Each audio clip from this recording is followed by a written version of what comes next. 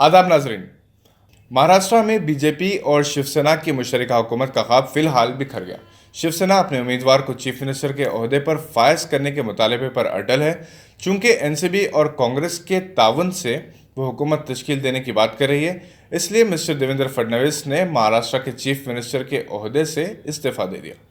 नाजरीन, आपको यकीनन खुशी होगी कि गवाह ने महाराष्ट्र असम्बली के इंतखाबी नतायज के साथ ही अपने इदारे में ये पेशनगोई की थी कि बीजेपी और शिवसेना में इत्तेहाद ज़रूर होगा, मगर देरपा नहीं होगा। देखना है कि बीजेपी इस झटके को कैसे बर्दाश्त करेगी। करतारपुर साहिब कॉरिडोर का हफ्ता 9 नवंबर को पाकिस्तानी वज़ीर आज़म इमरान खान इफ्तिताह करेंगे। ये कॉरिडोर हिंदुस्तानी पंजाब में वाक़ डेरा बाबा नानक साहिब और पाकिस्तानी पंजाब के ज़िले नारवाल में दरबार साहिब को एक दूसरे से जुड़ेगा। हुकूमत पाकिस्तान ने बाबा गुरु नानक के 550वें यौम पैदाइश के मौके पर इस राहदारी की तामीर की और इफ्तिताही तकरीब में दुनिया भर से अहम सिख शख्सियात को मदऊ किया। हिंदुस्तान से मनमोहन सिंह, नवजोत सिंह, सनी देओल के बशमूल कई सरकर्दा हस्तियां शामिल हैं। इमरान खान ने एक साल के लिए हिंदुस्तानी सिख ज़ारईन को पासपोर्ट से मुस्तस्ना कर दिया है और इफ्तिताही तकरीब 9 नवंबर के अलावा 12 नवंबर को $20 की फ़ीस भी माफ़ कर दी गई।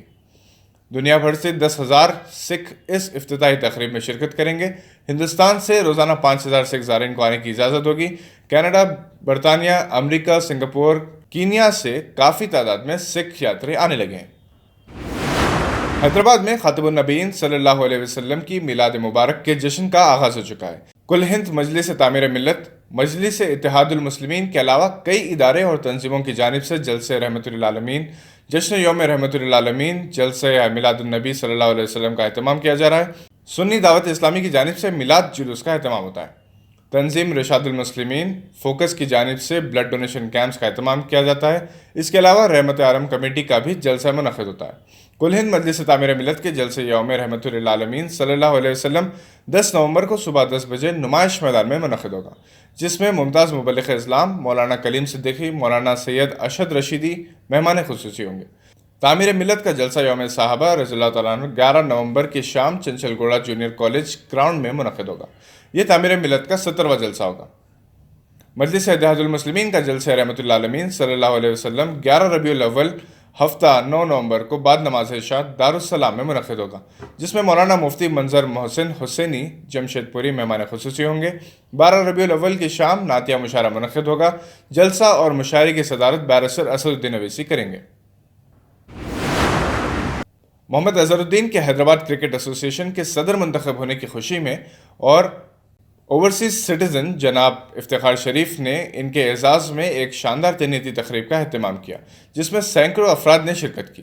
हर शोबे हयात से ताल्लुक़ रखने वाले अफराद इसमें मौजूद थे। मोहम्मद अज़हरुद्दीन को मुख्तलिफ इदारों की जानिब से भी तहनीत पेश की गई और इनकी गुलपोशी की गई। जनाब इफ्तिखार शरीफ ने इस मौके पर हैदराबाद के इस मायनास क्रिकेटर, हिंदुस्तानी क्रिकेट टीम के साबिक़ कप्तान और मुरादाबाद के साबिक़ एमपी की हम पहलू शख्सियत पर रोशनी डाली और इनकी खिदमात को खिराज तहसीन पेश किया। अज़हरुद्दीन के फर्जंद सैयद अब्बास, जनाब मोहम्मद खलीक़ुर रहमान, मुश्तबा ज्वेलर्स के डायरेक्टर असदुल्ला बेग, HCA के सेक्रेटरी जॉन मनोज, सैदा फलक, हज कमेटी के चेयरमैन मसूल्ला खान, माइनॉरिटी कॉरपोरेशन के चेयरमैन अकबर हुसैन के अलावा जनाब एजाज अहमद खान और कई NRIs ने शिरकत की।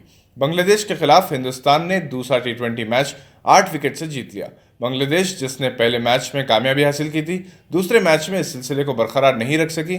अगरचे के बाज़ हिंदुस्तानी बॉलर्स के साथ बांग्लादेशी बैट्समैन ने बेरहमाना सलूक किया, ताहम हिंदुस्तानी बैट्समैन की शानदार बैटिंग की बदौलत ये मैच आसानी से जीत लिया गया। ये थी आज की कुछ अहम खबरें। देखते रहिए गवाह।